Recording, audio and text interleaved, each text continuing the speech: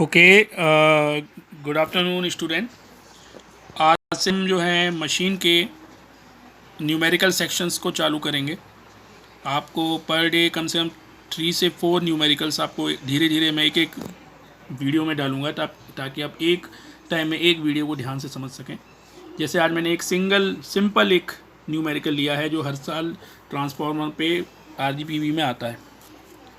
हर एक न्यूमेरिकल पे मैं एक वीडियो दूंगा ताकि उसमें ज़्यादा समय दे सकूं आपको समझाने के लिए। जैसे 2 न्यूमेरिकल जो हैं वो बहुत बड़े बड़े न्यूमेरिकल हैं। जैसे कि एक तो ये न्यूमेरिकल हो गया जो बहुत इंपॉर्टेंट है, पेपर में हर बार आता है।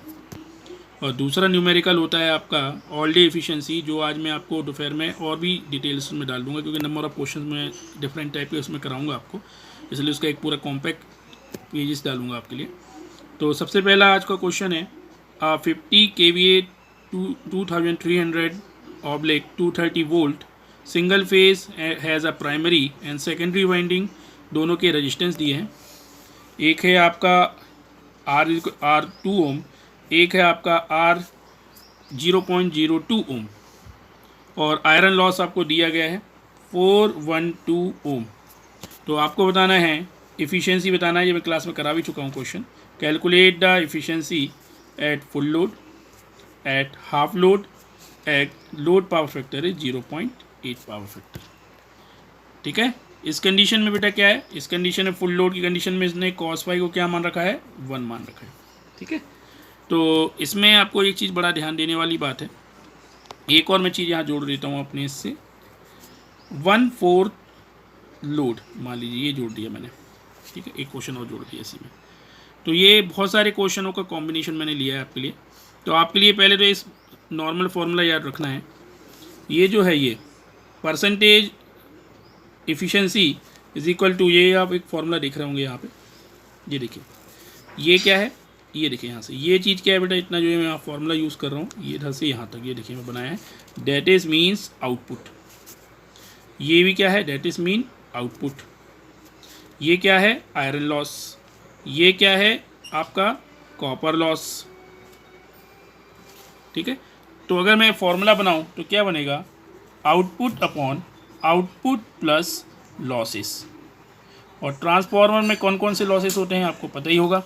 ट्रांसफार्मर में 2 लॉसेस होते हैं, core loss and copper loss. दूसरा इसमें आप एक चीज़ और ध्यान दे रहे होगे, जहां मैंने एक स्पेशल एक्स यूज़ कर रखा है, एक्स। ये एक्स क्या है, जो एक्स है ये एक रेशियो है, लोड टू फुल लोड का रेशियो है। आपको ध्यान रखना है जब मैं यहाँ पे बोलूँ फुल लोड तो x की वैल्यू लेना है आपको 1। एक चीज़ और ध्यान रखना है आपको यहाँ पे, ये x कहाँ कहाँ चेंज होगा, पहले तो ये क्वेश्चन आना चाहिए, ये x कहाँ कहाँ चेंज आएगा। देखिए यहाँ भी x है, यहाँ भी x है, यहाँ नहीं है, यहाँ x है। तो इससे क्लियर होगा ये x कहाँ कहाँ होगा, जहाँ जहाँ करंट होगा बेटा। अब जैसे मान लीजिए इन्होंने बोला हाफ लोड, मतलब लोड हाफ हो रहा है, मतलब क्या कम होगा, करंट कम होगा। तो यहाँ पे एक करंट यहाँ रहती है, इसलिए यहाँ पे अपन ने क्या किया, इनटू एक्स किया है। एक करंट यहाँ रहती है क्योंकि वी आई कॉस फाई लिखते हैं हम, तो वहाँ पे एक एक्स होगा। और एक हम यहाँ तो आई यूज़ करते नहीं हैं, यहाँ तो एक्स होगा नहीं, यहाँ पे क्या है, आई यूज़ कर रहे हैं, मगर आई कैसा यूज़ कर रहे हैं, एक्स आई स्क्वायर, तो यहाँ पे एक्स स्क्वायर होगा। मान लीजिए आता है फुल लोड, याद रखिए फुल लोड की कंडीशन में एक्स इजिकल टू आपको रखना है 1। मान लीजिए यहाँ बात होती हाफ लोड, तो x की वैल्यू लेना है आपको 1/2। अगर मान लो बात होती है 1/4, तो x की वैल्यू आपको लेना है 1/4। ये क्लियर हो रहा है सभी को, दिस इज इंडिकेशन x। तो ये x की वैल्यू रहेंगी अलग अलग कंडीशन में।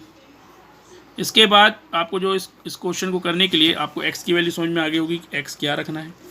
तो x, अब यहाँ मैं एक फॉर्मूला लिख रहा हूँ, मान लीजिए वी आई कॉस फाई, देखिए यहीं पे वही फॉर्मूला लिख रहा हूँ जो यहाँ लिखा है, V I cos phi plus नहीं है यहाँ पे, ये तो आउटपुट हो गया आपका।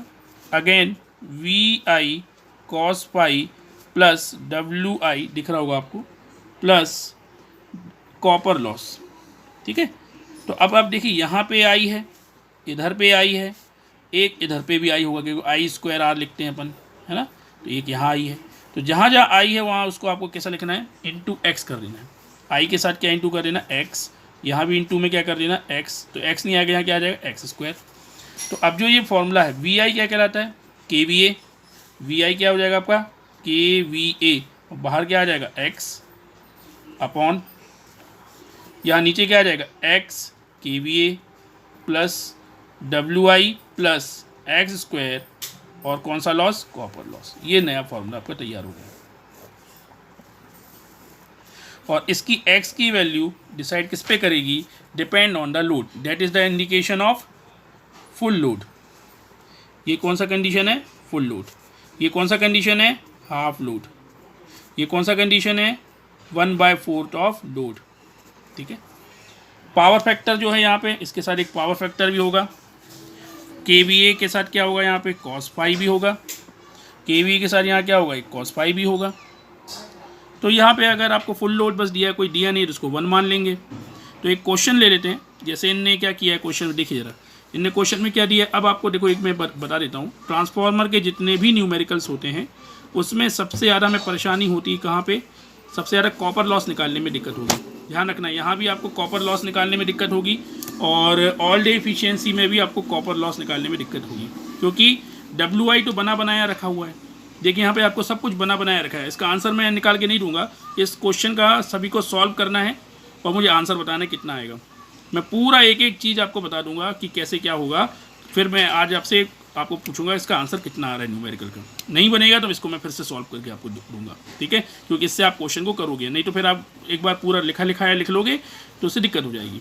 देखिए बेटा, पहली कंडीशन, पहला केस मैं पूरा लिख के दे रहा हूँ, आपको बता रहा हूँ क्या क्या भरना है, और फिर आपको मुझे बताना है आज कि क्या आंसर इसका होगा। सबसे पहले क्वेश्चन आप देख रहे होगे, पहला दिया है फुल लोड। फुल लोड में एक्स की वैल्यू कितना लोगे आप लोग, 1 लोगे। क्या लोगे आप लोग, 1। ये देखिए मैंने एक्स की वैल्यू कितनी ली है, 1। WI की वैल्यू कितनी लोगे आप लोग, WI की वैल्यू देखो ज़रा दिया है क्या, WI की वैल्यू दी है, हाँ दी है। WI की वैल्यू दी है आपको 412 वाट। KVA कितना लोगे, KVA आपको दिया हुआ है, KVA कितना दिया है आपका 50। और क्या लगेगा आपको फॉर्मूले में, देखें x हो गया, KVA है ही, cos फाई नहीं दिया इस कंडीशन में, तो cos फाई क्या लोगे, 1। फिर क्या पूछा है, सब कुछ आ गया आपके पास, देखिए सब वैल्यू बस पुटअप करनी है। अब आपको सिर्फ कॉपर लॉस निकालना है। कॉपर लॉस की वैल्यू कैसे निकालोगे, क्योंकि देखो कॉपर लॉस यहाँ क्या दिया है, एक तो R1 दिया है, एक तो R2 दिया है। R1 दिया है, R2 दिया है, तो फॉर्मूला मैंने बताया है इसको निकालने का। ये देखिए ये फॉर्मूला है, I1 square R1 plus I2 square R2। अब यहाँ पे अब देखिए ध्यान रखना है आपको कि आपको कॉपर लॉस निकालने में ही दिक्कत होगी ज़्यादातर न्यूमेरिकलों में, क्योंकि उसमें करंट होती है। तो आपने देखा होगा सबसे पहले ये फॉर्मूला यूज़ करना है अपन को निकालने के लिए। R1 आपके पास है, R2 आपके पास है, I1 आपके पास नहीं है, तो I1 कहाँ से निकलेगा, KVA rating into 1000 upon E1। KVA rating कितनी है, 50। E1 कहाँ है, ये देखिए दिस इज़ द E1, यहाँ मैं लिख देता हूँ आपको ध्यान रहेगा, E1 अपॉन E2। तो ये क्या हो गया E1, ये क्या हो गया E2, इससे क्या आ जाएगा I1, इससे क्या आ जाएगा I2। तो ये यहाँ पे I1 I2 यहाँ भर दीजिएगा। इससे क्या निकलेगा आपका, कॉपर लॉस निकलेगा। क्या निकलेगा, इससे कॉपर लॉस निकलेगा।